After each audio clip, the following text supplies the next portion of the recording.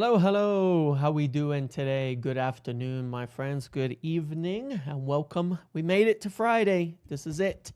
End of the week live. Here we are. We've made it to the end of what feels like to me felt like a really really long week. I don't know if it's just me or anybody else, but it felt like a really long week after this win against Liverpool. It felt like it's taken ages and ages. Let me go down a little bit for us to get back to another game of football this weekend, where we're finally going to play again. And I think we've all been waiting for this moment to see, can we carry things forward momentum wise? We had to wait after the win against Sunderland, which was very positive, to say, oh, whole international break, and then it's Anfield, and now we got to wait after Anfield. And I think everybody's desperate, myself included, to see if we can get to a point of some sort of calm.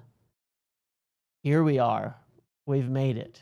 We're in the competition for these top positions. We're around there, and we're just seeing how it goes. And we're around these European places. I think everybody's still a little on edge because it's so tight, isn't it? The league is so tight between third and 12th and all of that, So it's interesting, but it makes these weeks feel really, really long, doesn't it? Makes these weeks feel long. But yes, how are we all doing today? A few things we're gonna talk about today. It's gonna be very, very busy. You know what I think I need to do is move my mic a little more in front of me. I think I'm talking down instead of into it recently since I came back. But yes, I want to talk about this whole Bruno thing because there's a few things to discuss on this, and it's always a very charged topic, a difficult one to discuss because of all the emotional attachment many people have to Bruno, and trying to separate things out in terms of that, in terms of the sensibility of things moving forward. And yeah, and there's that too, Britannic Might. When we win, it's quiet, I've seen no analysis beyond like one account of why we won. You know that? Like none. Absolutely none. It's kind of obnoxious to me. It kind of really bothers me. I know, again, just getting on my whole box here about where I feel as though there's a lot of people in the United States, unfortunately, who have made their minds up and cannot acknowledge the good things that we see. I wish they would. I wish they would. I wish more people would acknowledge the things that we are seeing, because there's a lot of positives. And I think that to a degree what's going on is it's somewhat embarrassed. I think some people are a little embarrassed that a lot of things that they've said are not true. And we're seeing that a lot of things have come forward and, that are starting to happen that people didn't think would and could, and problems that they believe were problems are not problems. And here I am putting my face forward, constantly saying, you know what?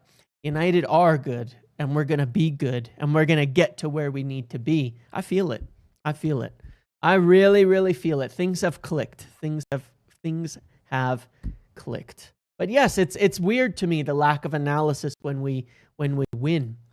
Of everything that's going right. You don't get engagement for positives. I know, and it kind of sucks. It kind of sucks. Look, I do this. Obviously, I was gone a little bit during the break and all of that, but I've been back into it this week and going. And I've got to tell you guys, like, the viewership when we're not in chaos is lower. And now look, some of that, to be fair, is the fact that when people are happy, okay, when people are happy,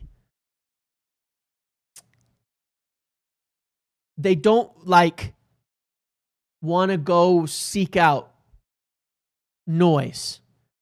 When you're not happy and we lose, then more people want to seek out like a place to vent, a place to talk. I've noticed that after the last couple of wins, we only had a couple speakers on those post matches. Now the viewers and things were good, but like we've only had a couple speakers on the post matches after big wins. Whereas when we lose, everybody wants to come in and vent, and a lot of positive people too, mind you.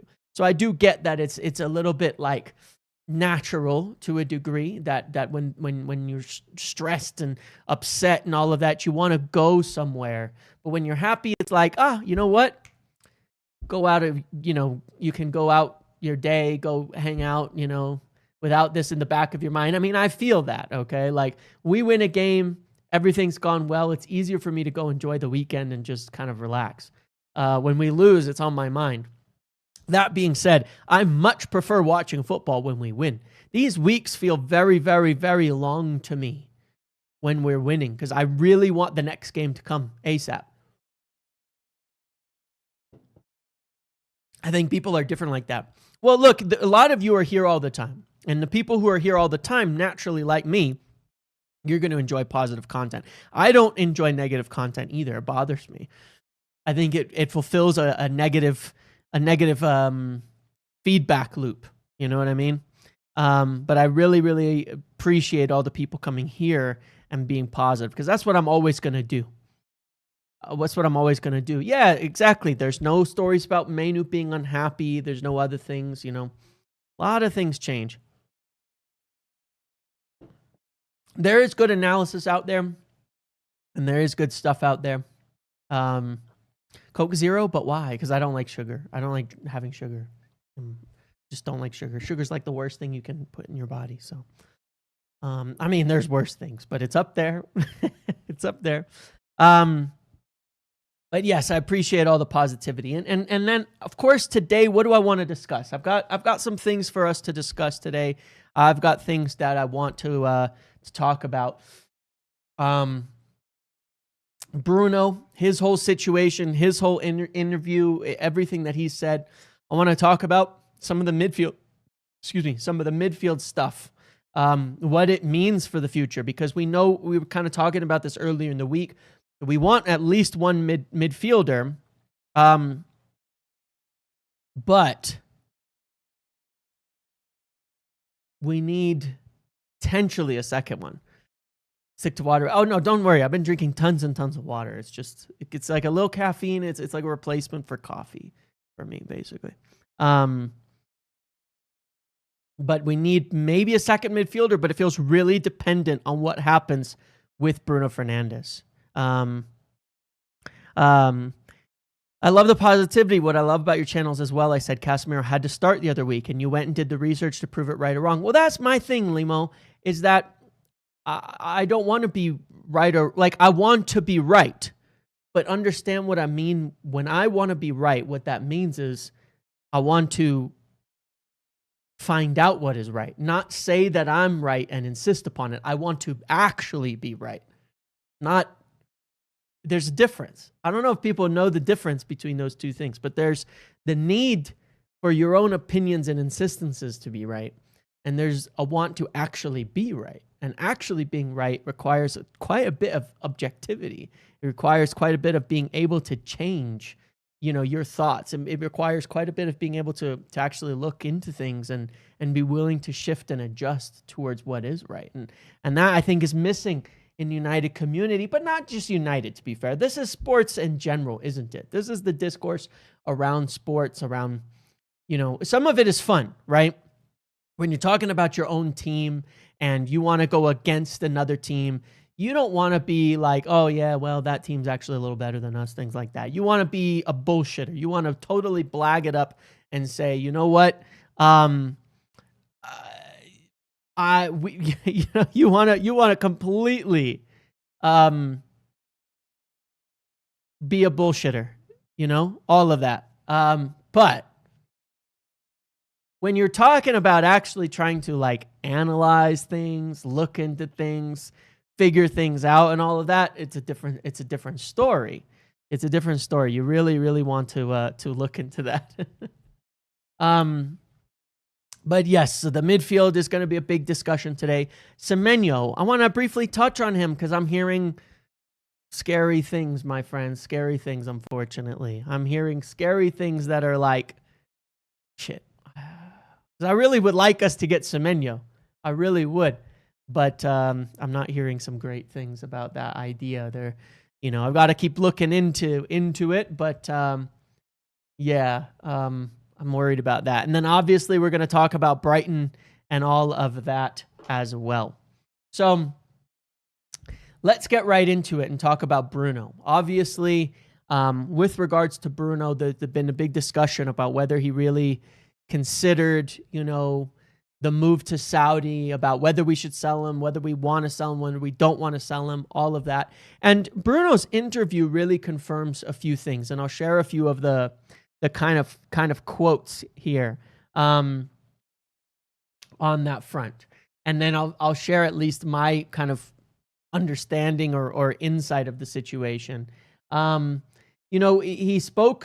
specifically spoke about this. It doesn't quite sound like everybody was begging for him to stay. In fact, once again, I think it was strongly indicated in his interview that at the end of the day, it was discussions with his wife that were the biggest factor that helped Bruno stay at United. We've talked about that before, his wife being one of the main factors. Well, I think he said that. He said that himself, which is that he spoke to her, she asked him questions, and he kind of led him to the conclusion that he probably wanted to stay. Now, in addition to that, if you look at what was discussed with Omar, Jason and Omar pretty much said, look, we won't say no. We want you to stay, but you want to go. We won't say it's not a good offer because it's massive money. So it really doesn't sound like, again, United were begging him to stay. It was pretty simple. If you want to go, we'll definitely take that offer and it'll help us. We would prefer if you stay. And it's a simple discussion of that. Everything has always been left in Bruno's hands. And I think that that's totally fair to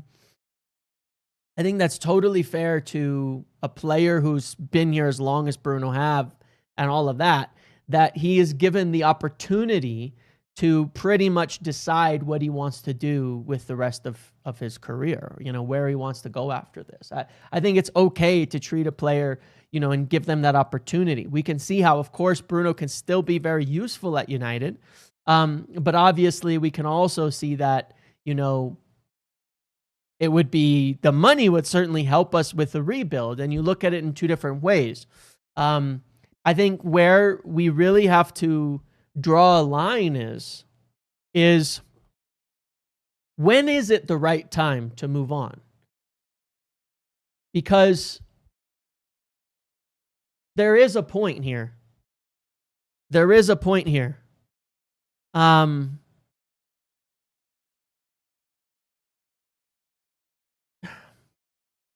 United have to, like, Bruno's ability, his attributes, the things like that second goal against Liverpool, what he brings to the table with those kind of moments, we don't have. We cannot replace. You know what I mean? We can't. But we're going to have to. And we're going to have to, but it comes at a cost. And as Bruno gets older, as Bruno gets slower, and he is, as his legs are giving, and they are, as his work rate is lessening, and it is, it's costing us more every single year, every single month. It's costing us more. The good that Bruno gives versus what, because not every player is not perfect, right? There's always going to be downsides, especially to highly creative players. It's starting to cost more. The opportunity cost of keeping of getting those highs from Bruno is, the lows are getting difficult. Right? So you look at the highs, like what happened there, and I think, frankly, in the first half, he was key to the first goal as well. But then you look at the lows of, like, the end of, the physical levels and things are certainly falling off. Now, we've seen him now get subbed a couple of times. So there's a point, and I think everybody's going to see it at a different point. I think the justification for him staying at the moment and why it's so important. Let me just tweet this.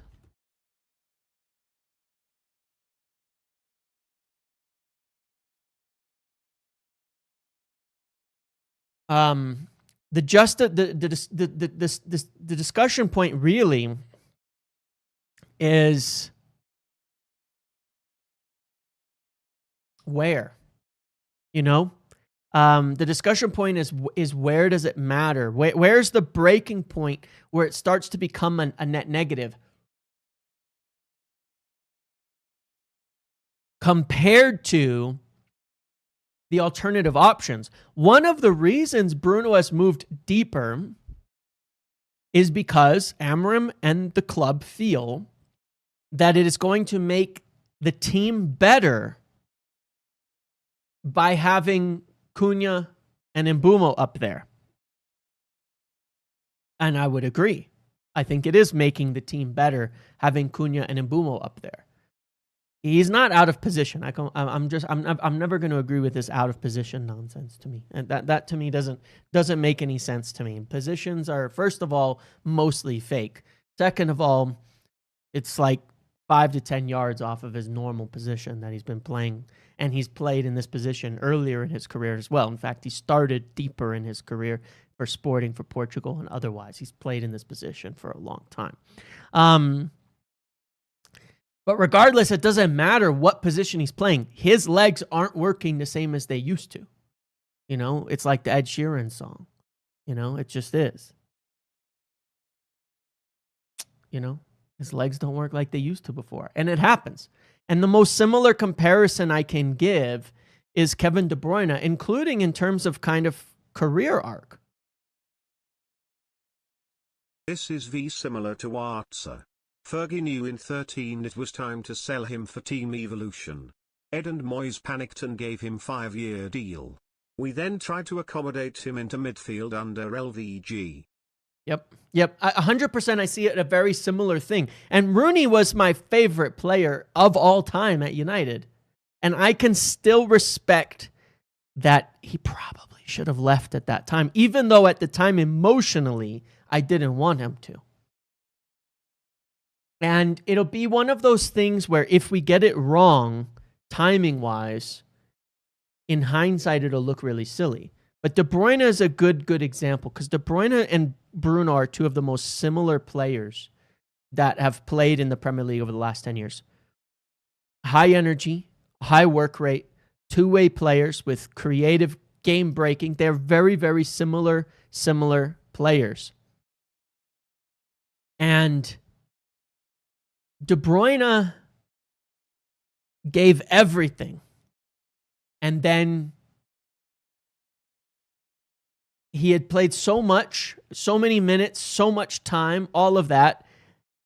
That injury killed him. As soon as he started picking up those muscle injuries, it was done. And then it's too late.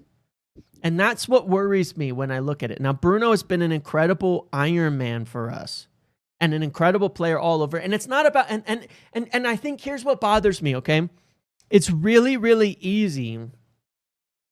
What I don't want to happen is if Bruno stays too long, because I see things like, you know, people would think like it's hate and it's going to be like spurring up anger against Bruno and stuff like that, asking for that he potentially should go. And it's the opposite.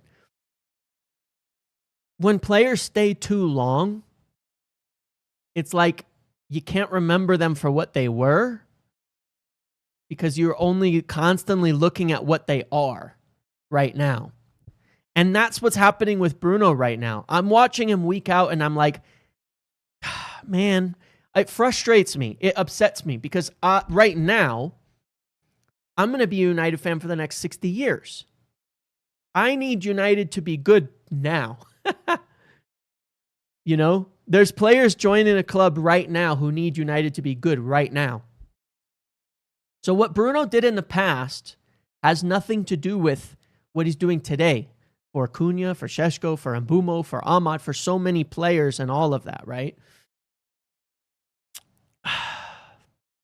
And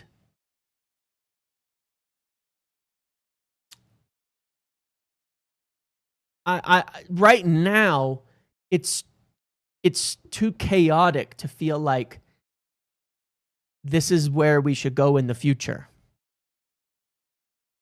No, Casemiro is past it. This is kind of the hilariousness of this whole thing, because I hear you, Glenn, but listen, this is the hilariousness of the entire thing. Casemiro is past it. The only reason Casemiro is essentially working is because his legs are so gone that he just sits where we need him behind Bruno. But we are so capped.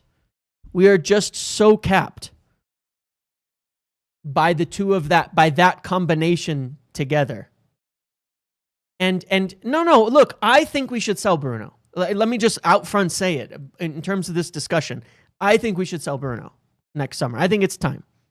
I think it's time for him to go. But you have to realize, like, for what purpose? Like, there's different discussions. We could keep playing Bruno and Casemiro this season and probably get into the top 4 and 6. I think we can. Okay? But we will never go higher than that with that combination because those players are past their expirations.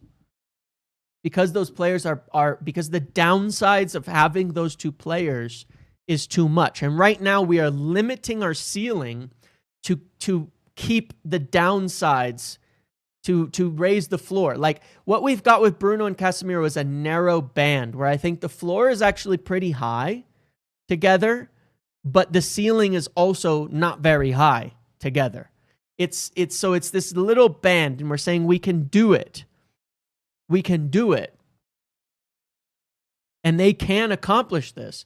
But if we ever want to break through that ceiling and go higher, we need more than what we're getting right now. Those downsides are too much. Right now, we're canceling out the downsides. We play more of a mid-block. We don't press as much as we should.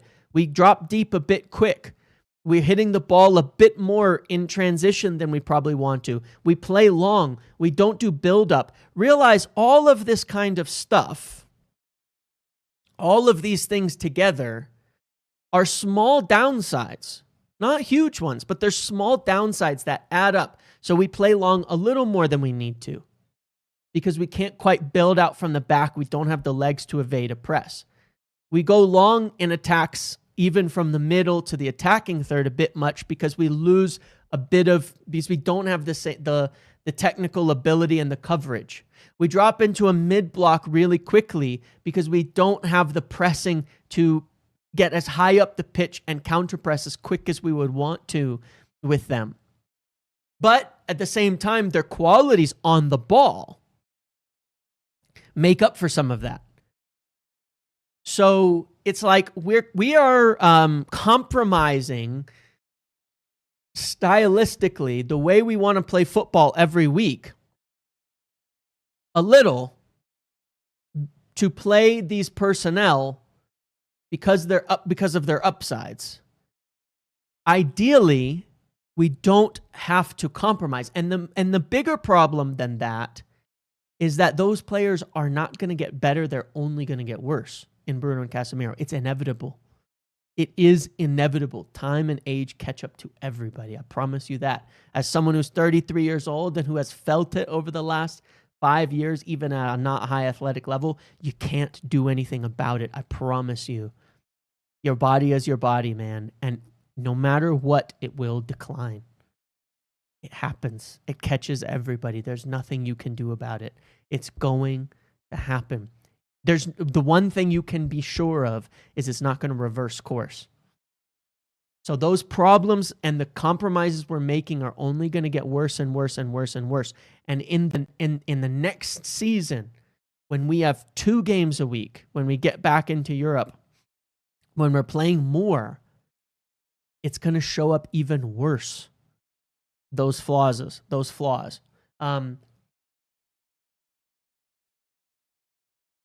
Those compromises. Those things are going to hurt you. You know, they're going to get you. There's nothing you can do about it. Unfortunately, especially in a game like this where running is so much, in a position like this and a league like this, which is becoming more and more direct, faster, and everything. It's going to catch you. There's nothing you can do about it. So that's why I feel it's an inevitable discussion. Now, the question becomes then this. We don't necessarily have to sell Bruno either. Can Bruno not be the guy? If he stays, can Bruno not be the guy? This is the question, right? If Bruno stays, because we don't have to sell him, okay? We don't have to sell. Like there's a lot of gray area in here between stay and go. What if he stays? We don't have to get the money from Bruno.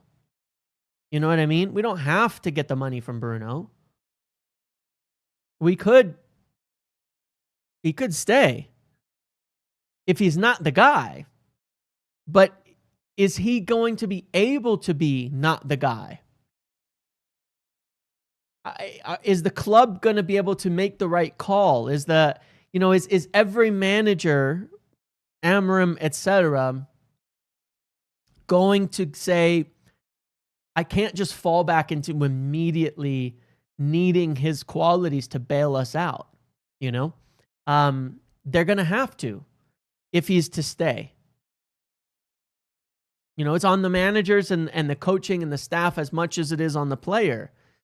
Because Bruno, I could, imagine him next season as a rotation player where he's playing, starting occasionally, coming off the bench 30, 40 minutes a game to come in and make an impact.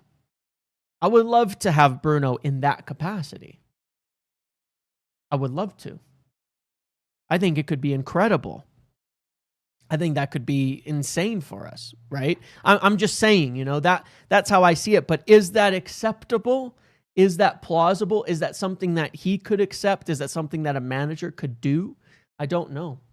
But that's the point in the discussion, and they have to get this right, because if we get it wrong and we do it too late, we're gonna be in trouble. If imagine we go into next season and it doesn't work, then we're in trouble and we lose Cobby.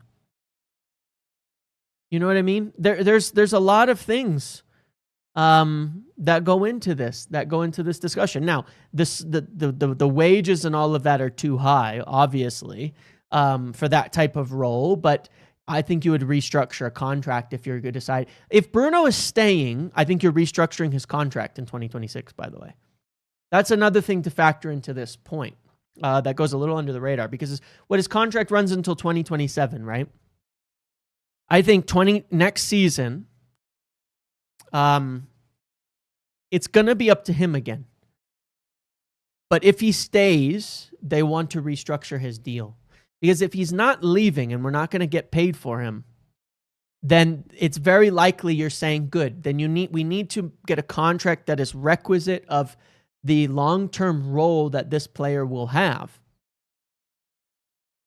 And maybe that is another 3 years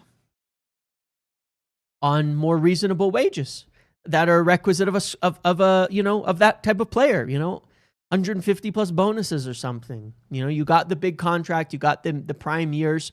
Now we need to do a contract that is equivalent to the role. So it's an interesting question. It's an interesting question, but they have to get it right. And obviously, there's a lot of season to run between now and the end. But I think it's really, I'm struck each week. I'm in pain here because it's rough. Like, I don't want to sit here and bash Bruno during games and after games. I don't. But like, you watch that Liverpool game, and I get it. I think people went a little over the top, but I get it. Like, during a Liverpool game, I don't know how it was elsewhere. If you were in my watch along, if you were in other ones, you probably saw the same thing. But 15 minutes before we conceded that goal, people were cussing the hell out of Bruno. And to be fair, he was horrible at that point in time. The lack of control we had because of him did cost us that conceding that goal. Even if he made up for it by getting us one back, he did cost us. And people were cussing him and cussing the manager and this is why Amarim's got to go, and Bruno shit losing us the game, blah, blah, blah. Like, it gets ugly, man, and I don't love Given it. his personality, I would not be surprised if he accepts smaller wages and a key bench/semi-starter role instead of going to Saudi. Yeah. Think he's too competitive to semi-retire. Yeah, I would agree with you. I think that's why he doesn't want to go to Saudi, for sure. And I would love to see that kind of role.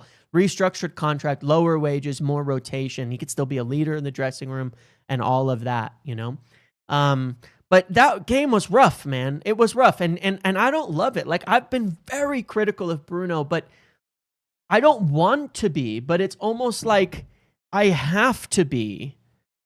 Because if I'm objectively watching us play, Bruno's been one of our, at times, worst players this season, and at times done some magical things. But, like, we'd be in the top 4 if he could just finish a couple penalties and focus, So it's like, but I know what his deficiencies are. I know what his deficiencies are. It's not me that created this feeling about Bruno. I promise you that. It's been lingering, and a lot of it I think is unjustified out there or was there too much. But like, I don't want to sit and cuss Bruno, but when you objectively watch our games, it's been a problem. I don't want that to be that way. I don't like being in a situation where a player that I loved, Bruno's kit was the first one I bought since like Fergie retired, genuinely. And he was a player I wanted more than anybody to come to the club. And I absolutely have adored his time at United and what he's done for us. And his personality, who he is, all of that, everything. I don't want to be in a situation where I'm watching him obviously decline in front of our eyes and him be the reason in many games why we're not great. That I don't want to see that, and so I think that as we go into next season, that's going to get worse and worse and worse. That's the concern, that is the concern. So because he's such a focal point in the team. Isn't the honest truth our team would be better with 2 more athletic players in the midfield? Yeah, exactly. So it's easy to see that it would be better. But at the moment, Bruno Casemiro is our best midfield. So at the same time, it's like, all right, I'll live with it. But it's painful sometimes because we live and die by the Bruno too much. Like I was saying at Sunderland, the best thing I could say about that game is I didn't notice Bruno. I didn't notice him. And I thought that was one of his better performances. Against Liverpool, we mostly noticed him when it got really ugly and it started to really hurt us. And then he kind of bailed it out. It's such an interesting topic. And it's like, I wish we could, they just have to get it right. They just have to get it right. That's all. They just have to get it right. And I don't think that means he has to leave, but I think no matter what, he can't be the guy for the long term, or it's going to be a struggle because he's not that guy anymore. And that's what we all have to accept as well. And then ideally he could play in a role that suits what he is at this point in time and all of that. Because look, one of the things that came out from all of this is that he's a release clause for 65 million euros as well, if it's triggered at a certain time and if it's outside of England. Now, one of the things I said is that he has interest from other clubs outside of Saudi in Europe. He confirmed that himself in the interview, that he had interest from other big clubs in Europe. As I've said before, there's clubs in Italy, there's Barcelona, and there's Bayern that have been looking at Bruno for some time and in discussions. I wouldn't be surprised, depending on the season he has, if similar to what we're seeing over in Italy with Napoli, that one of the big Italian clubs try to trigger that release clause and force him to make that decision next summer. I actually think that's going to be most likely. And one of two things are going to happen. Either he is going to accept that offer and move, or he's going to want to stay and reject it, which will confirm we're never going to get any money for Bruno, and United are going to try to get a restructured contract for him. for multiple years, and he will be like Maguire or something and stay for a while on a restructured deal as part of a leadership team, but maybe not in such a key role anymore. I'm not saying that's the same, but I think it's interesting to see how Maguire had gone from 80 million purchase, biggest guy in the dressing room, center back, focus of the whole team. I know they're different positions, captain, etc., to as he's older, a semi-peripheral role, but still very useful in that peripheral role as effective. I think that's a model for what Bruno should and could be, and what I actually hope the outcome is, because I don't think we need the money. We'll get back into Europe, and I would love to have Bruno as an option who can come in the 10s, who can come in the 8s, who can play some games. Having a game-breaking option like that to me would actually be really interesting if he can restructure a deal. So we'll see what happens, but that's going to change quite a lot by way of what we do in the future and the direction of this team moving forward and where we go. So that's Bruno, but we're going to have to wait till the World Cup to find out. And the biggest question will also be then what happens in the market after that. Do we go for 2 midfielders or 1? If he stays, but in a different role, that would also mean Kabi would be the starter. And that's why I mentioned that's what has to happen, because otherwise we're going to lose Kabi for sure. Otherwise, we will definitely lose Kabi. So we can buy a 6. Bruno stays in a restructured deal and Kabi's the starter. I'm happy with that. I think that has serious potential for the long term. And that would be, I think, the ideal outcome. That way, coach wants to keep him, everything. Now, if that happens, then obviously we're just getting the 1 midfielder and all of that. So you don't want us to get rid of players at the right time. Well, I do, but there's a gray area in terms of getting rid. You know what I mean? Like, again, they're signing Ronaldo for 500 grand a week versus if we'd brought versus how we brought in Cavani. Short-term deal, 1+1 on a much lower wage than that. Now, if you contextualize that from somebody who's already at the club, there's a difference. There's giving older players huge wages and making them an integral part of your team when it's clearly the right time to move on, or that's agreeing with them as proven veteran players who can provide a good squad option in your team so that you have some experience and it's not all unproven in the depth. There's a big difference. Cavani was a very shrewd signing, while Ronaldo was a very silly signing. And if you look at players who are in the club, that makes sense as well. Signing somebody who's older, who can stay for a while, versus on a lower deal, versus making them the key to your team and giving huge wages. And that's where you look at Casemiro, Maguire, and Bruno as your 3 main examples and say, for all 3 of them, what should we do? For all 3 of them, if we view them as peripheral players that get peripheral wages that become squad players for the long term, there's no problem keeping them. They're professionals. They're good players on massively reduced wages. And that doesn't make it so you can't rebuild. So do you think players watch your content? I mean, I know there have been some, but which is one of the reasons why I've tried to be, I don't always succeed to be better than I used to be on certain topics, but yeah. Family members, people like that I do know has happened, and yeah. So anyway, that's fine. So in terms of the 2 midfielders, obviously, again, the 6 will be the main thing that we're definitely going to be going for, separate to the whole Bruno discussion. And we're going to see a big test with Baleba here. We're going to see Baleba this weekend, obviously. Is he going to turn us inside out? It's sort of like, it's one of those funny things, like Cunha ripped us apart when we played him. We need to win. But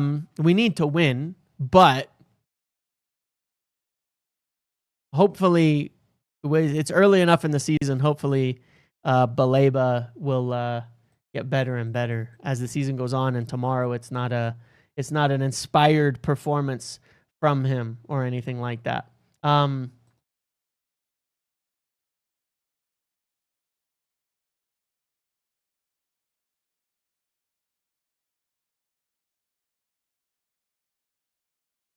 But yeah, that's the worry. That's the worry. With regards to Brighton, then in general, actually we'll get to that in a second. The other thing I wanted to mention was Semenyo. United really like Semenyo, but I'm definitely hearing the whispers, as I do out there, that someone out there, and I've heard it from a few places, so I'm starting to take note of it. I'm definitely hearing the whispers that some clubs have already started talks and that someone might be triggering his release clause in January. Not United. Now, United are very interested in him, but their competition is going to be fierce here, and I'm starting to hear those whispers as you do, at times from around, that other clubs are creeping in on it.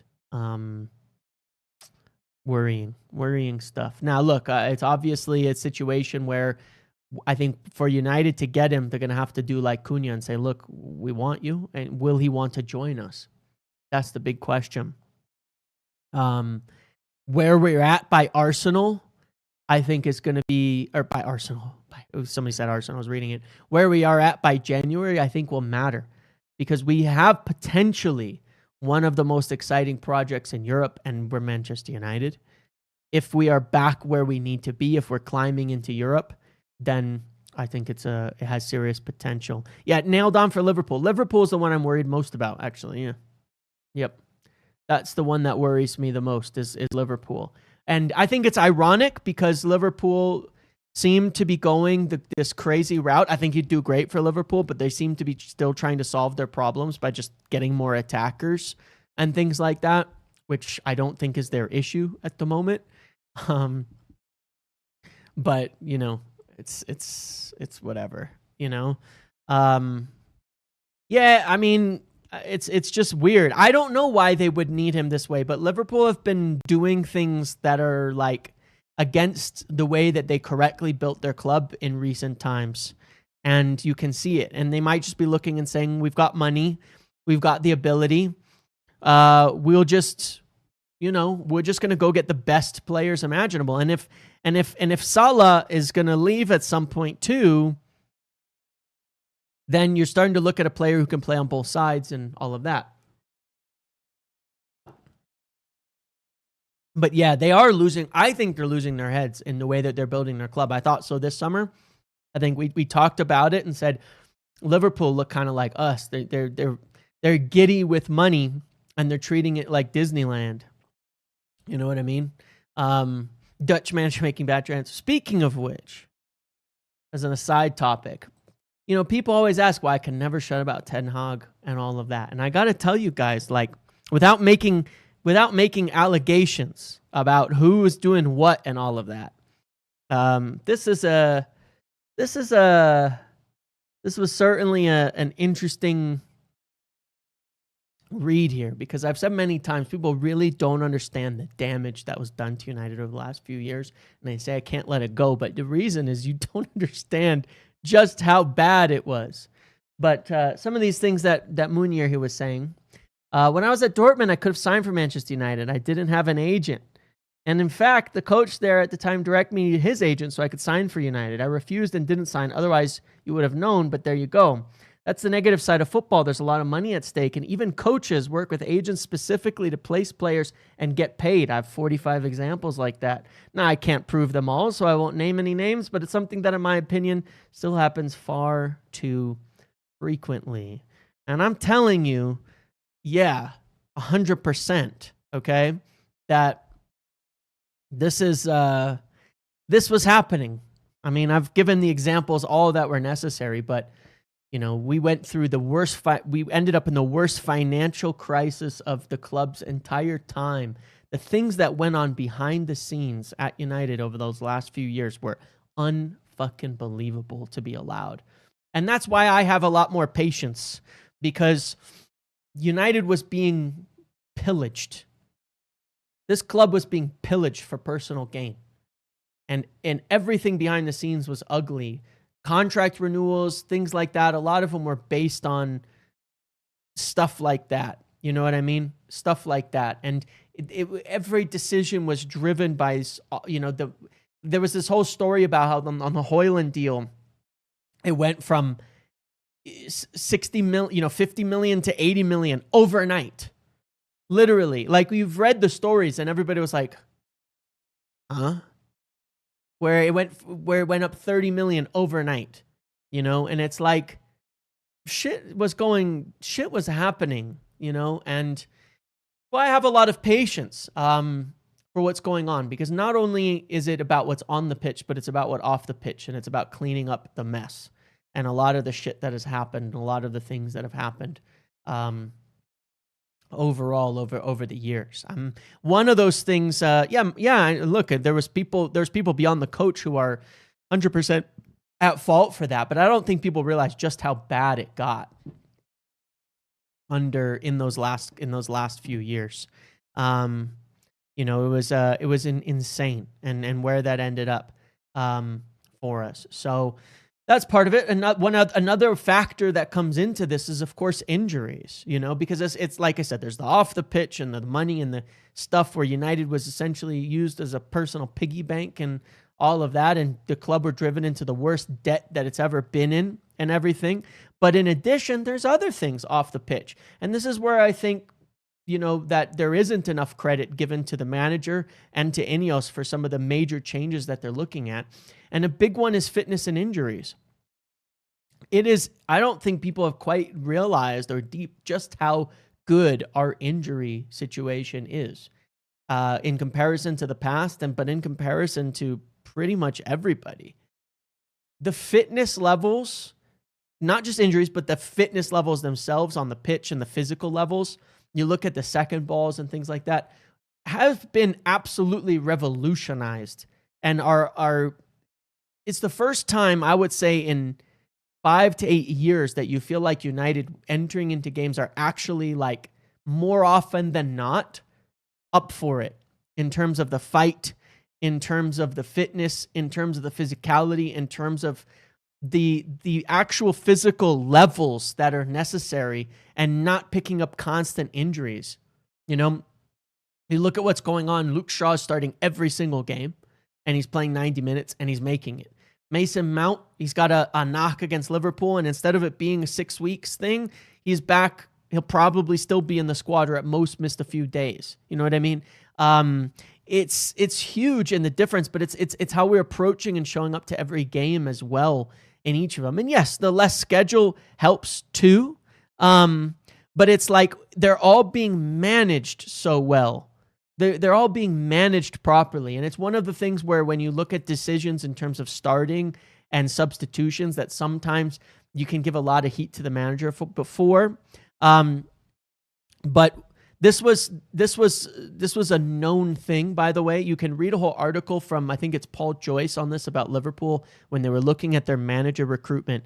And one of the things that was known about Ruben Amorim factually, and you can go back to the video I did when we first brought him in, is that he has the best record in football on injuries. It's not an accident. And it's not just the one game a week. It would be good for us. LWB Anthony Robinson good too, and RWB. Forget Semenyo. Thoughts on signing Nathan Collins? I like all the names you've just mentioned, for what it's worth. I like all the names that you've just mentioned. I like all of them. I like Minte. I like Anthony Robinson a lot, and yes, I like Nathan Collins too. I like all those names, and I think they're good ideas. Yeah, for sure. But yeah, the fitness, he had the best record at injuries at Sporting as well, regardless of schedules and things like that. And it's something that he does. He makes a lot of decisions on the basis of when he sees players flagging and injuries and risk, and he has a good eye for that. And as well, we've obviously redone the resources and everything at Carrington to make it better and better and improve on all these things. So we're seeing some positives from that, and I think that's also part of the reason we're seeing performances. But in addition to that, In addition to that, what I would say is that where I think we'll start to see this really pay off is when we get into the busy season. But money may sell WB. I've seen this take a lot, and I'm for it. Mason Mount at left wing back, because he's such an intelligent player. The only thing I would say is Mason Mount, for all his uses in tight spaces, does not have straight line speed in open space. He doesn't have straight line speed in open space that you might want from that wing back position, but he's intelligent enough to do it for certain games. But yeah, on Anthony Robinson, I quite like him. I know he's older and all of that, but I don't think we necessarily need a younger guy. I still think Dorgu can be the guy, so someone like Anthony Robinson could make a big difference over there in a position like that. In my position, in my view, I think he could do well in a position like that, and he's been on United's radar, so something to keep up on. Have I seen that stat on Van Heck from Brighton? No, I haven't. If you want to share it, because I want to talk about Brighton here in just a minute. But yeah, this is something that's been definitely hugely improved in recent times, and something that we just have to keep an eye on. In terms of moving forward, is that the fitness has improved, but there's been so much in terms of behind the scenes and overall that has improved. And that's one of the biggest arguments that I would say, regardless of results and things like that, is in terms of sticking with what we're doing right now. Because I really think if people could totally understand just how bad things were behind the scenes, where we are today would make more sense. And it would not be so easy to blame it all on the manager. It would be a lot easier, the current manager. It would be easier to look at it and say, damn. And I think obviously the club don't want to necessarily get into it, because of course the owners responsible for it are still here. The owners who oversaw all of it are still here. So it's hard to look and say, well, that all happened under their watch and with their endorsement,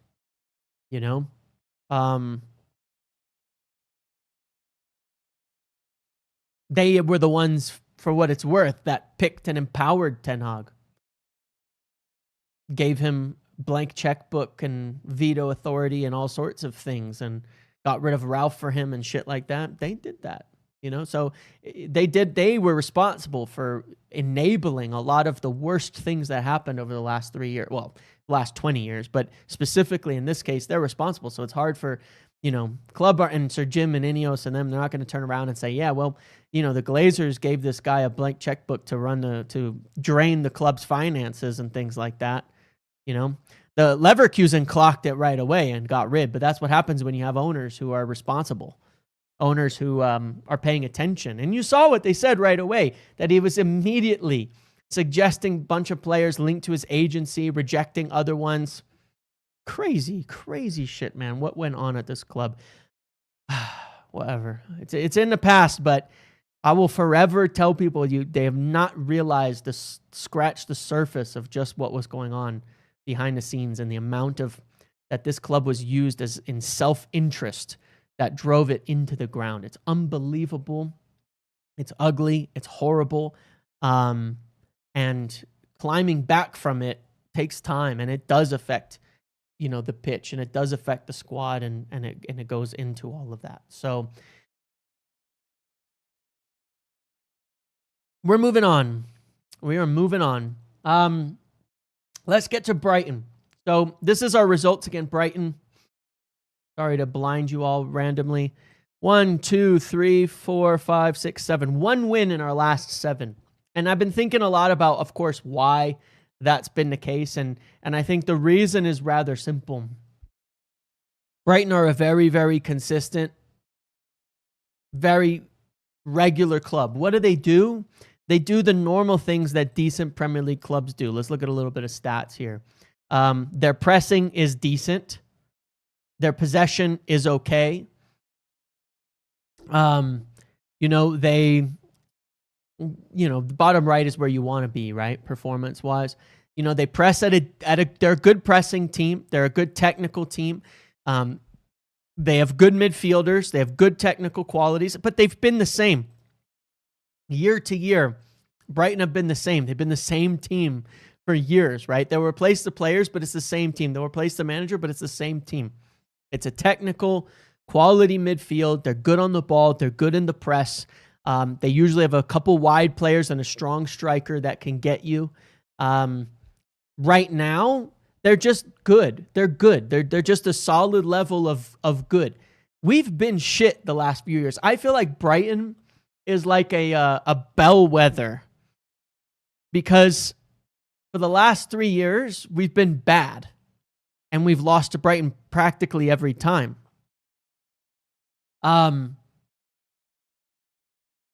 Prior to that, we won like 6 in a row against them. When we were more direct, when we were a more attacking team, when we were more consistently like a top 4 side in performance, I feel like Brighton's a bit of a bellwether as to performance. If you're beating Brighton, you're one of the better teams. If you're losing, you're one of the, that just kind of tells you you're not consistently up to that level, because you're going to face Brighton and they're going to be the same every time. When you play like West Ham's, Everton's, and things like that, they're going to be, you could catch Everton at a low. You can catch West Ham as a low. You can catch those teams at low points. I don't think there's anything, this whole record against Brighton, I don't think they're really a bogey team. I think we've just been bad. And they're so consistent that they exemplify when you're bad, you don't beat Brighton. And because they have good technical abilities, good pressing, they're a very typical kind of modern football type of team. You'll just lose to them because they're just going to do the basics and the technical things right. Now, how do we beat them?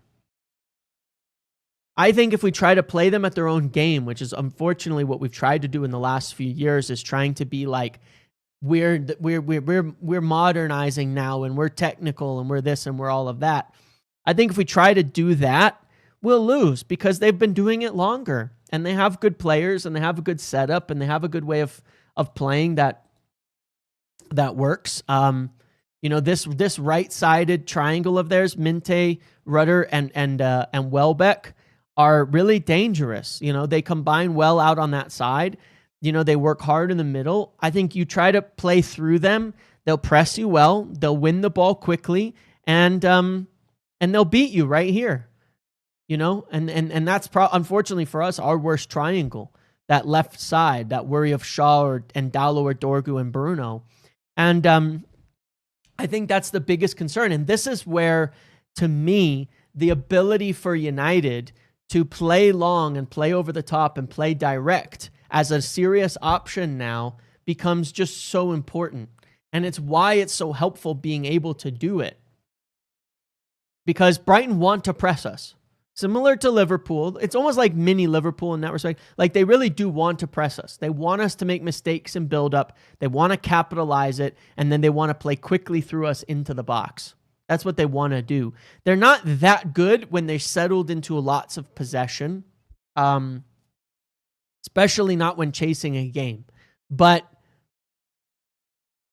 when they want to suck you in, press you, and get those turnovers, and then they have really good technical qualities in attack to beat you in some good combinations there. That's what they do. They're such a solid mid-table team in that respect. So I think it's going to be absolutely crucial that we can go long and direct.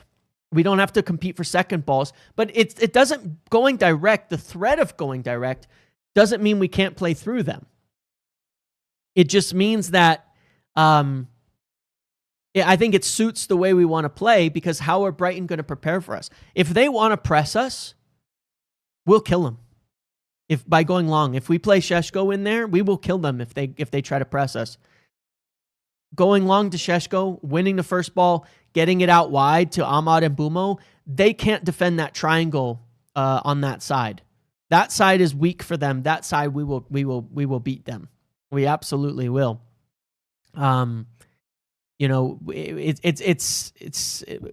be ready for but which way? Which way are they going to be ready for? Are they going to defend wide? How are they going to defend wide? Are they going to go with a back 3, back 5? Well, that might be their best bet. That is the one thing that worries me. If they go back to back 3 or 5, then that would be the biggest adjustment that they could probably make. I don't really care if they pass it into their midfield. One of the things that we do, because we don't have a midfield that works, kind of dying into the earlier discussion. Look at Liverpool. We let their midfield have the ball. We just drop into that 4-4-2 block, block the middle, drop off of them, and then where are they going to play it? Where do they play it? We'll see. I don't know where they can play it. Really, what they're going to want to do in attack is get behind our wingbacks. But realistically, if we're smart, I think we could see Dalot play again, to be quite honest, because of the inverted right-footed nature of it. Maybe Amram thinks that makes us more defensively compact on that side. That might be one of the reasons he does it.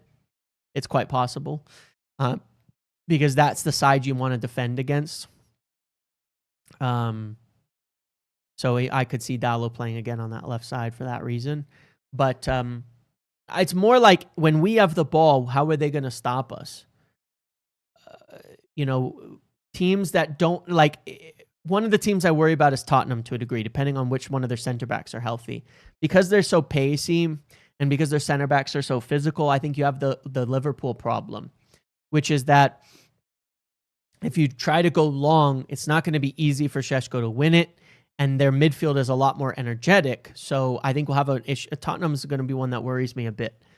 But against a Brighton, their midfield is good and technical, but their back line, I don't think they can compete physically with Šeško, with balls in the air to him. So, but yeah, I think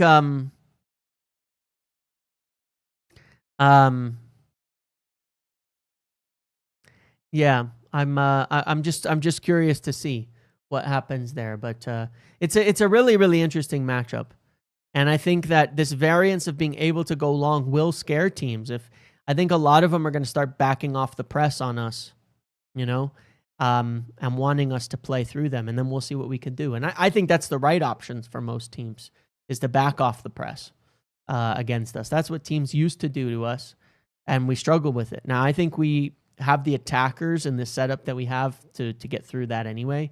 But that's what I suspect. I would not be surprised to see Brighton go back 3 and drop the press. It's not like they haven't done it before. They've played back 3, I think, plenty. I don't know if they ever have under Herzler, but I know he has played a back 3 as a coach on a few occasions. Am I wrong on that? Someone correct me if I am. But I'm fairly certain that he has. And I still think we're going to struggle against back 3s until that left side gets going. So we're going to need a really big game again from Cunha in this one. That we cannot be so imbalanced in our attack, because teams like Brighton, I think, are the ones that are going to beat us when that happens. Let's do the squad vote. Let's take a look at it. Let's get into that part of the discussion, what you guys want to see United play this week. That's what I'm curious about. As a reminder as well, we'll be doing the watch along tomorrow. He commented that we'll go long, so maybe they do back off the press, but then we can play short. I think the idea that we can't play short is wrong as well, but we'll see. This is a big one. It's a big one. It's a bellwether. We win this one, we're up for it. We'll be doing the watch along tomorrow. Link is below, and in addition, running the free competition as well this week. Again, little fantasy game over there on Big Up. Free to enter. You can do it from wherever. You win some of the currency for that place to, use as you see fit or for future games. Pick your 5 best players to win in the fantasy competition and compete with me. This is my score prediction 2-0. These are the players I've selected. So use that to come vote, whether you come play in the game, whether you participate in the watch alongs or not. You can still play and you can still win and all of that. But Big Up is, there's new features coming too. I'm really excited about the platform as something that's just going to get better and better over the course of the season for the watch alongs. And now that we're winning, it's a lot more fun. But come over and play this competition and all that. Link is below. Otherwise, it's, again, free to join. Takes just a couple of seconds, all of that. And you can come hang out with me over there for the watch along as well. But let's get to the vote. Here we go. So Let's start up front. Let's end our poll here and let's start up front. I think this is an obvious one, but obviously I'm curious to see if anybody's changed their mind on this now, or where we're at. If we want to see the same lineup as Liverpool, or if we're looking for changes. I'm going to assume, by the way, that Mount and Maguire are in the squad. I'm going to assume that they have a potential of making it. But either way, yeah, I think I really want to see a switch, personally.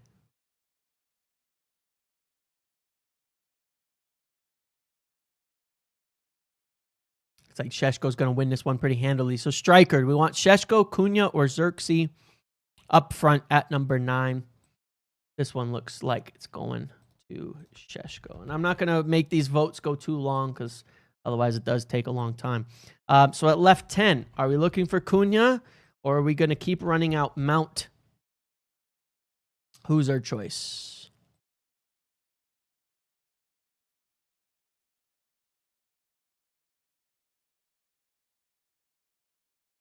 Well, we don't know that there's no Mount. That's what I'm saying. I'm actually going to assume that Mount is available because we technically have not been told he isn't. So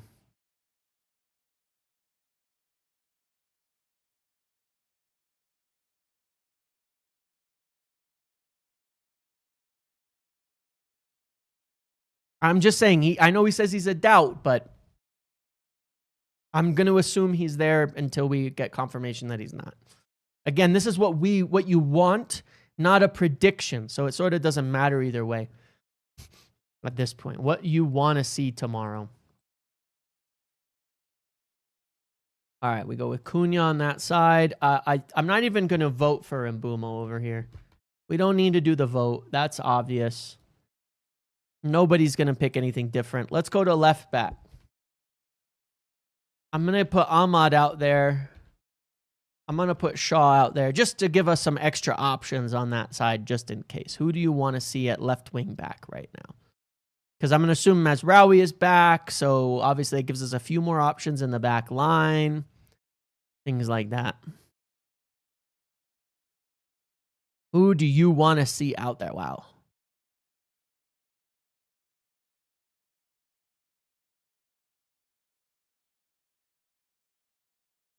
Pretty convincing start to the vote here. Okay. I got to tell you guys what's kind of crazy to me. I don't know if you've noticed when we've been doing these votes and things in recent times, but the unity in choice has been huge. I mean, like the unity of who we're voting for has been, I've never seen it more aligned. And I think that's a good sign. I think we're starting to learn. And really, I think it's a sign of the consistency that we're seeing. Even when the performances are not always consistent, when the results are not always consistent, I think it's an example of us seeing the patterns actually be there on the pitch. So it's a lot easier to look at it and say, yeah, that's what we want to see. It's interesting. Even in my own community, we've been doing this since the start of last season, and it's always been like chaotic, especially a few positions, but there's a lot of unity these days here. Our team fix exactly. And even the midfield, I know that the midfield is a bit of an issue, but I'll be honest with you. It's hard to justify anything but Bruno and Casemiro. I don't care who you are. It's hard. And the problem is that doesn't mean it's going to work every single game, but it is hard to justify anything else at this point. Just on balance, like because it is objectively, even though it's limited, it seems like objectively it's our best midfield at the moment. You know, it just does. I would love to try some other things and see some other things go on, but it's truly hard to say that it isn't the right midfield to go with. I mean, we've just beat Liverpool with Bruno and Casemiro in the midfield. We started the season with Bruno and Casemiro in the midfield, and against Arsenal, it was one of our better games. We did it against Liverpool, and we were like, no fucking weeks ago, if you'd asked Bruno and Casemiro against Liverpool's midfield, we would have been like, we're screwed. We're going to be overrun. We're going to be destroyed. They're going to rip us to shreds. Marco Silva said you just beat United by dropping one of the forwards into the midfield.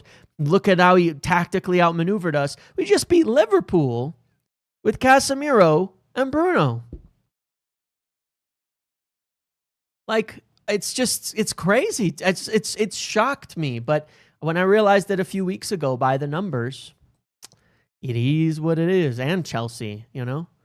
And in fact, Burnley and in fact, Sunderland. In fact, all our wins have come with Bruno and Casemiro.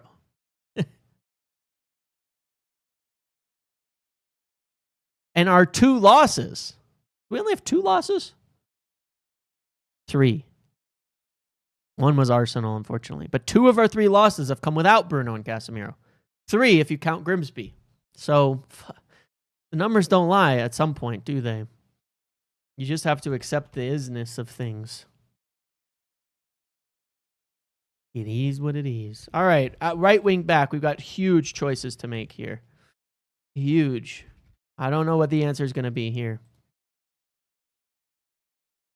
Remember when we used to just vote Ahmad, what position? Like instead of Ahmad, like what position, and then we put Ahmad in, we just did Ahmad, and then we would list the positions he could play in.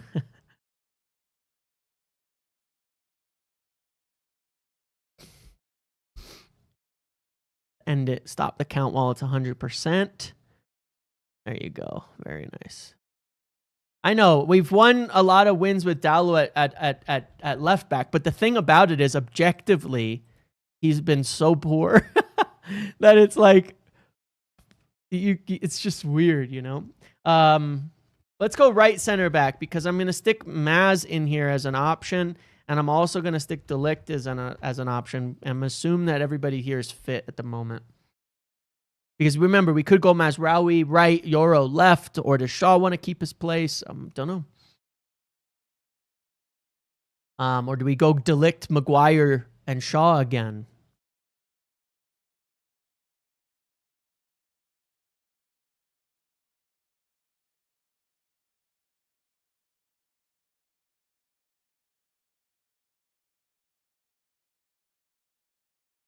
I'm going to assume that Maguire is still available.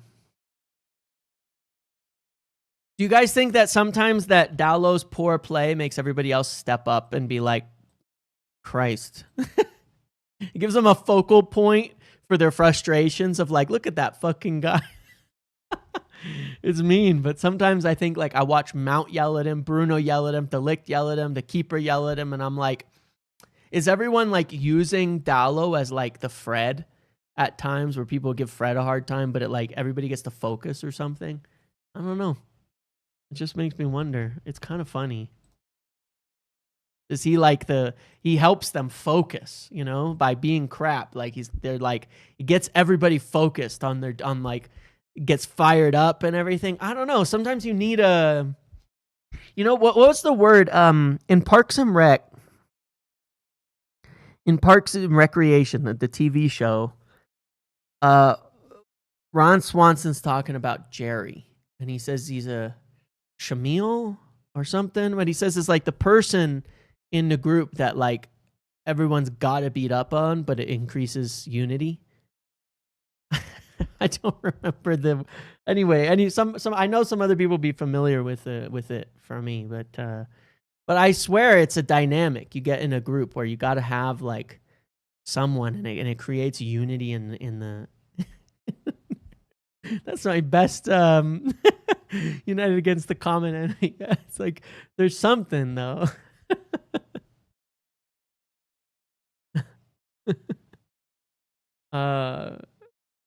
Cracks me up.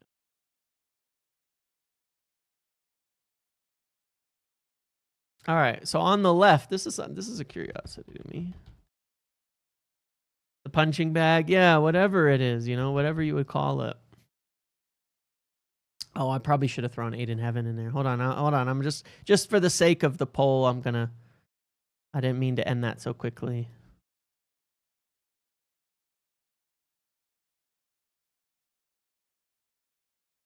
Yeah, it's a thing, right? It is a thing. Like you need that bonding person. Right now, it's Dallo. I never thought we would be so. I mean, look at the votes for Shaw. We would never have thought we were here.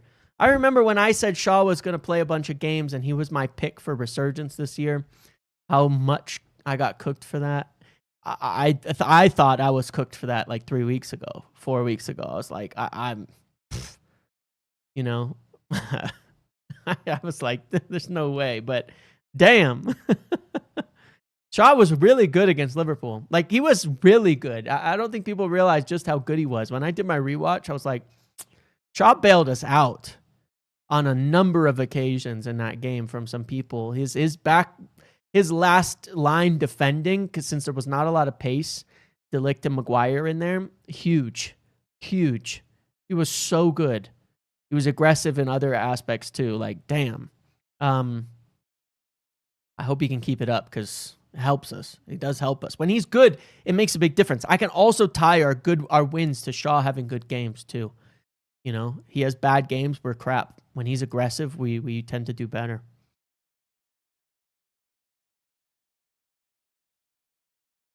Should I vote for the keeper? We're going to vote for the keeper just because.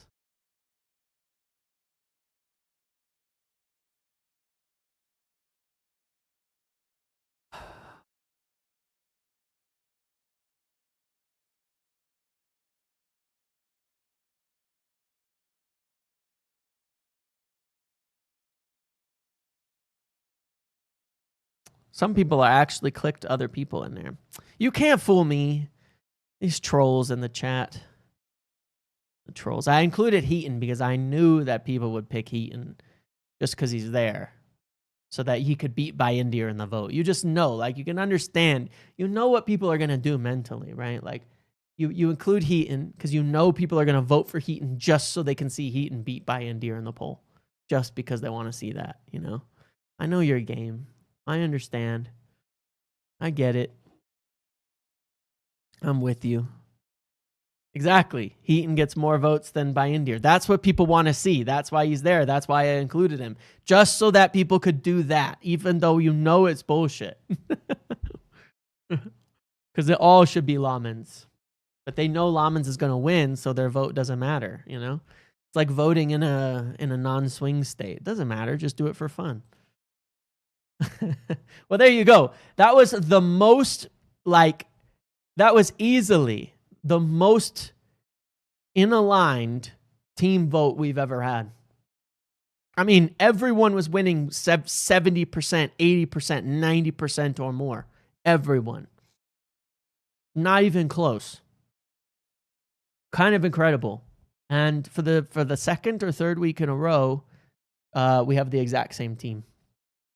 There's mine and yours. That's it. Ahmad somehow moved a little in mine. Stay back there, fella. That's it. So there you have it. We have unity. We have Muppeteers unity. Okay. The right squad. We all want it. You guys agree with me? You know, either I've brainwashed you enough or we've all come to the same conclusions on understanding this team and what it is and what it needs and where it's going. I know. I can't believe and that's why, you know what? Let me try to find this. I want to try really quick to look back and show you guys the first vote of the year on this, how things have changed, because that's why we do this.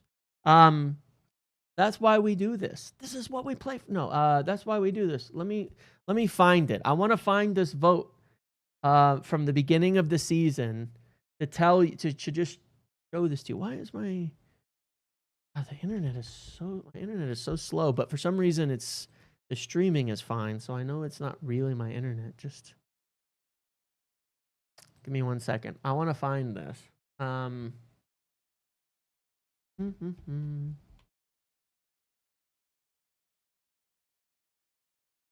want to find this video and look at what our vote was.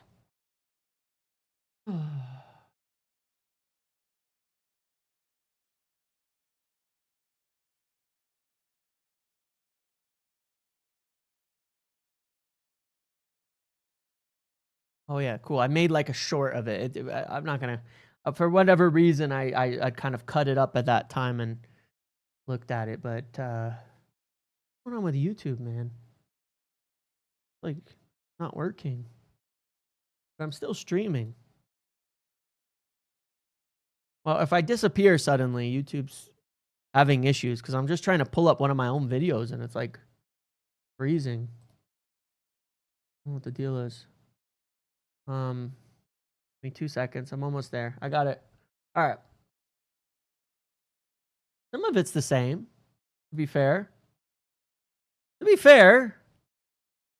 Oh, I'm actually surprised at how much it's the same.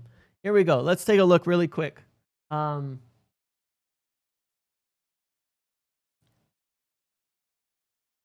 It's more similar than I thought, to be honest. We wanted Ugarte. Even the back line. Well, okay, it's changed a little bit. So let's take a look. Obviously, you know, Cunha, Mbumo, Sheshko, we all wanted the front three to end up there. Dorgu, I'm surprised Shaw won the vote. Maguire, we've switched over to Ligt. Ligt's been incredible this season. Fairly won his place. We had Onana in net, how that's changed. We didn't actually have Lamens yet, so we couldn't even vote for him. But really, yeah, I mean, Casemiro, Lamens, De Ligt, that's really the only changes. I'm surprised, but I think we would have all said no way to Casemiro back then. So it's still quite a change. Ugarte to Casemiro, De Ligt to Maguire to De Ligt, and Onana to Lamens. Otherwise, it's the same. So maybe we knew ball after all. Maybe we did. Do you think Ten Hag had the most damage than every other man? Absolutely. 100%. Look at our trajectory under Ten Hag. Ten Hag left us in 15th place. Nobody else has done that. Not LVG. Not Jose. Not Ollie. Not Rangnick. Nobody has left us in worse shape as a club and as a team than Erik Ten Hag. Nobody burned more money. Nobody did worse behind the scenes. Nobody injured more players. And nobody left us worse off. Worst manager we will ever have by far. That's the truth. Okay. I think the thing with Ugarte that I've realized as one of his biggest defenders, I think he's a good player. I think he's not a good six. He's not a good shield for the six. He's just not. Not for this system. If you weren't playing Bruno regularly, I think Ugarte would be better. If you put Ugarte with Casemiro, for example, I think he'd do great. If you put Ugarte with like an Elliot Anderson, I think you'd have a really interesting midfield there. If you put Ugarte with like a Baleba, it's just not a good matchup there. Ugarte and Menu could work, but there's a lot of other stuff that has to go right there as well. That's my belief on Ugarte. I don't think he's like shown enough though to be a high level player as of yet, for sure. He just hasn't. But I think it's also become clear. One of the most interesting things in looking at our team is it's become really clear who fits where players are. I think Ugarte is a very useful player. Like when he came on versus Liverpool, back against the wall, defending, he was really good, you know? But when you're asking him to go up and down, he's not a six. When you're trying to run the game, he's not a six. He's better as an 8. So we have to sort that out. We had to sort that out. So that's the thing with Ugarte that I think. I think that if I was to pick him right now, I would pick him next to Casemiro. But because of this, yes, I agree with that, DB Cooper. Because of that lack of where he fits, I don't think he has a future at United, to be honest, right now. Like, I'd be surprised because I think, you know, I don't know. I'm not sure. I guess it depends. But he doesn't look like he's a player that will stick around. I think from all the signings we made in our first couple summers under Ineos, Xerxes and Ugarte are the two that are least likely to stick around. I think the rest are going to be here for a while. De Ligt and Yoro and Mazraoui and all of that. And then the 4 from this summer, I think Xerxes and Ugarte are the 2 that have just not found a place. And I think they're both actually good players, but I don't think they're the right fits. And that's fine. If we end up, you know, keeping succeeding. And I think he gets way too much abuse to Ugarte, for one. Way too much abuse. I think he's a good, solid young player, but I think that he's just a different, his profile is not what we're looking for right now. That's what it feels like anyway. And I've come alive to that and realized that, and I think that it's become rather clear there. Is the Brazilian article from anonymous source the same when it talks about training methods? I think so. It's from around the FA Cup final, Diraj, if you want to know. It's from around then. Yeah. Yeah, I agreed with that too, Soliquum, to be fair. So I think it's more a matter of fits, you know, and since we've been in a bit of a transition phase, those two from that summer, you know, maybe are not the right fits right now for what we're trying to do. And to be fair, you would think like Ugarte and Amorim, it would make sense, but he did evolve quite a bit in the way that he played, where he started using more of that deep sitting shield like Yeoman, who is literally a Casemiro clone, just not as good. So it kind of makes sense that he likes Casemiro so much. Yeoman is the most Casemiro player that is out there, stylistically. Reads the game well, more of a deeper shield, not that athletic at the moment. Really good long passing and things like that. So, all right, guys, I'm going to end it there. Got to run off to do something else. Thanks for hanging out with me today. I'll publish my preview in just a few. And then I'll be back tomorrow morning, Brighton and United. Well, afternoon for you guys. I'll be there for the pre-match, the during, and the post-match. And I will see you all then. All right? Enjoy your day. Enjoy your evening. As a reminder as well, head on over to Big Up to play in the competition before kickoff. You can come join. Link is below. And otherwise, I'll see you here on YouTube tomorrow. And I will see you for the match on Big Up, and then back here on YouTube afterwards for the post-match. Thanks for hanging out with me today. Enjoy your Friday night, and I'll catch you